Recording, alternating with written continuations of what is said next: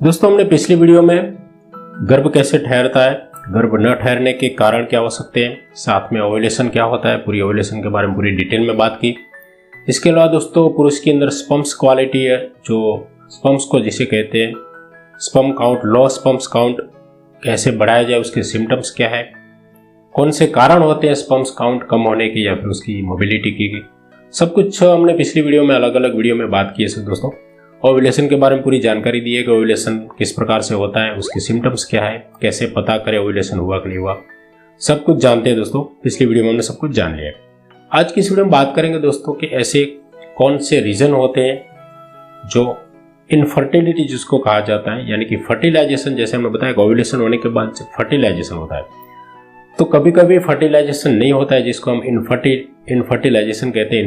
Infertility जिसको शब्द use किया जाता है, जिसके अंदर कोशिश करने के बाद भी बच्चा नहीं ठहरता, यानी कि प्रेगनेंसी रहती नहीं है, जिसको हम इनफर्टिलिटी कहते हैं। तो ऐसे कौन से कारण है, यानी कि कॉज ऑफ इनफर्टिलिटी की बारे में आज बात करने वाले हैं। पुरुष के अंदर, स्त्री के अंदर, दोनों के अंदर हो सकते हैं ये कारण। तो आज की इस वीडियो में विस्तार से जानेंगे दोस्तों कि क्या क्या ऐसे कारण होते हैं जिनके कारण इनफर्टिलिटी होती है, यानी कि प्रेगनेंसी रहती नहीं है। नमस्कार दोस्तों, मेरा नाम है रेश पटेल, आप देख रहे हैं अंतरिंग चैनल। तो चलिए शुरू करते हैं। सबसे पहले बात करते हैं इनफर्टिलिटी के बारे में। तो बताया इस प्रकार से गर्भ न ठहरना, जिसके अंदर कारण पुरुष का भी हो सकता है, स्त्री का भी हो सकता है। सबसे पहले बात करते हैं मेन के अंदर। तो दोस्तों, हमने पिछली वीडियो में बात की थी स्पर्म्स के बारे में, सीमेन और स्पर्म्स दोनों। तो सीमेंस की जो क्वालिटी होनी चाहिए, जो स्पर्म्स होता है इसके अंदर, सीमेंस के अंदर स्पर्म्स होता है, उसका काउंट जो नॉर्मल होना चाहिए 15 मिलियंस पर ml, उनसे अगर कम है यानी कि लो स्पर्म्स काउंट है तो भी ये प्रॉब्लम हो सकती है। इसके अलावा दूसरा कारण जो उसकी जो मोबिलिटी जिसको कहते हैं, जिसको तरलता यानी कि तैरता रहता है, जो स्पर्म्स तैर के कारण आगे मूव करता है, वो अगर गति में प्रॉब्लम है उसकी तो भी ये प्रॉब्लम हो सकता है। इसके अलावा दोस्तों, उसकी जो क्वालिटी होती है, जो उसका शेप होता है स्पर्म्स का, वो भी ठीक नहीं है तो भी ये प्रॉब्लम हो सकती है। यानी कि मेन के अंदर ये 3 प्रकार के खास स्पर्म के अंदर अगर प्रॉब्लम है तो ये इनफर्टिलिटी हो सकती है। तो दोस्तों, इसके बारे में हमने डिटेल में पिछली वीडियो में बात की है कि इसके पीछे भी क्या कारण हो सकता है, लो स्पर्म्स काउंट या फिर उसकी मोबिलिटी, सब कुछ हमने पिछली वीडियो में बात की है। दोस्तों, अगर नहीं देखी तो वो जरूर देख लीजिए, यहाँ पर आई बटन पर क्लिक करके आप देख सकते हो इस वीडियो को। चलिए बात करते हैं कि फीमेल यानी कि वुमेन्स के अंदर क्या प्रॉब्लम ऐसी हो सकती है दोस्तों, जिसके अंदर कॉमनली देखें तो रिस्क फैक्टर की अगर बात करें दोस्तों, अलग अलग स्टेप से मैं आपको बताना चाहूँगा। पहले रिस्क फैक्टर जो होते हैं वुमेन्स के अंदर, उसके अलावा दोस्तों मेडिकल कंडीशन भी हो सकती है या फिर मेडिसिन भी हो सकती है, कुछ इसकी साइड इफेक्ट्स भी। तो सबसे पहले बात करते हैं रिस्क फैक्टर की, जिसके अंदर एज रिलेटेड की अगर बात करें दोस्तों, तो 35 ईयर के बाद फीमेल के अंदर ओव्यूलेशन की जो क्षमता है वो कम हो जाती है, जिनके कारण भी कभी कभी गर्भ नहीं रहता है। तो एज एक फैक्टर है जो गर्भ न ठहरने के लिए। इसके बाद में अगर कोई महिला स्मोकिंग कर रही है या फिर ड्रिंक कर रही है, अल्कोहल का अति सेवन कर रही है, स्मोकिंग कर रही है, तो भी ये प्रॉब्लम हो सकती है, ओव्यूलेशन में उसको गड़बड़ी हो सकती है, ओव्यूलेशन सही तरह से नहीं हो रहा है। इसके अलावा दोस्तों, कोई मोटापा से परेशान है यानी कि ओवरवेट है अगर, तो भी ये प्रॉब्लम हो सकती है।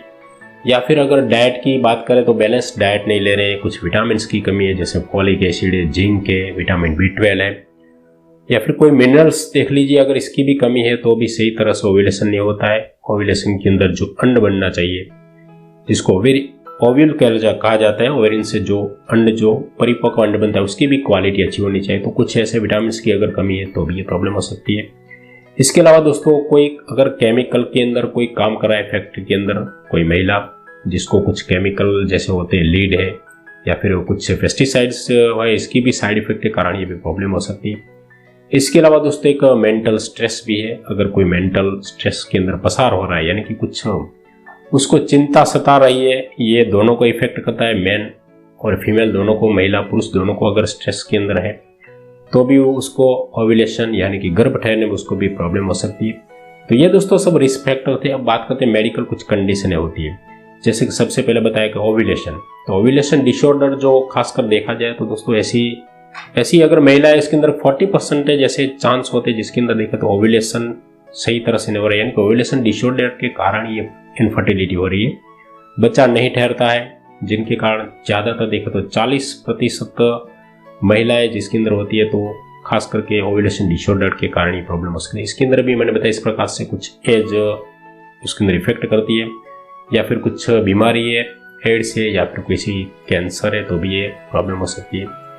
इसके बाद में दोस्तों दूसरा जो फैलोपियन ट्यूब जो होती है, हमने बताया इस प्रकार से जो भी परिपक्व अंडा जो ओवेरी से निकल कर जब फैलोपियन ट्यूब में जाता है तो उसका जो 10 सेंटीमीटर की जो फैलोपियन ट्यूब है अगर उसके अंदर कोई प्रॉब्लम है, क्योंकि फर्टिलाइजेशन जो होता है वो ओव्यूलेशन फैलोपियन ट्यूब में होता है दोस्तों। अगर फैलोपियन ट्यूब ब्लॉकेज है तो जो अंडा है वो आगे बढ़ेगा ही नहीं या फिर स्पर्म से वो अंडे तक पहुंचेगा नहीं, यानी कि फैलोपियन ट्यूब में अगर कोई प्रॉब्लम है या फिर कोई सर्जरी करवाइए तो भी प्रॉब्लम हो सकती है। ब्लॉकेज बताया इस प्रकार से हो या फिर फाइब्रॉइड्स हो, अगर प्रॉब्लम है किसी को महिला को तो भी ये प्रॉब्लम हो सकती है फैलोपियन ट्यूब में के अंदर।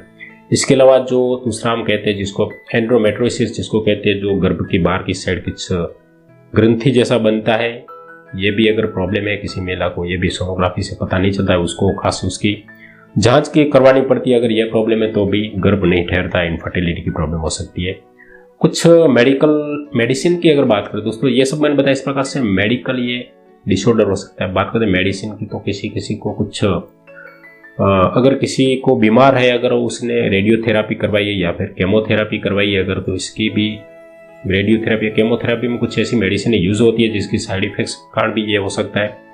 ओवेरी यानी कि ओव्यूलेशन सही तरह से नहीं होता है तो ये भी कुछ कारण हो सकते हैं महिला के अंदर, तो ये भी एक कारण है। इसके अलावा दोस्तों अगर किसी को कोलेस्ट्रॉल ज़्यादा अगर शरीर में रहता है तो भी उसको गर्भ ठहरने में प्रॉब्लम हो सकती है, तो कोलेस्ट्रॉल भी एक कारण हो सकता है। तो ऐसे सब फीमेल के अंदर कारण आज की तारीख में पता किए गए हैं। इसके अंदर जो भी प्रॉब्लम होती है उसको डॉक्टर उसको चेक करने के बाद पता चलता है, यानी कि इसके अंदर हो सकता है सोनोग्राफी टेस्ट या फिर लैब टेस्ट, अलग अलग सब टेस्ट करवाने के बाद पता चलता है कि इसके अंदर कौन सी प्रॉब्लम है।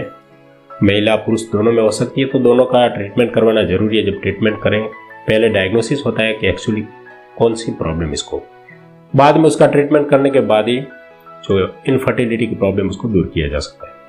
तो दोस्तों आशा करता हूँ मैंने जो आपको बताया जो इनफर्टिलिटी के क्या होती है, उसके कॉजेज क्या है, मेन में फीमेल में, मैन वुमेन दोनों में किस प्रकार की जो प्रॉब्लम होती है, दोनों को डिटेल में बताया। आशा करता हूँ वीडियो पसंद आएगी। इसके बाद में नेक्स्ट हम बात करेंगे इसी के टॉपिक पर, प्रेगनेंसी केयर पर जो नेक्स्ट आएगी वीडियो। आप देखते रहिए, पूरी इस सीरीज में आपको बहुत सी जानकारी मिलेगी, पूरा डिटेल में आपको जानकारी मिलेगी प्रेगनेंसी के ऊपर।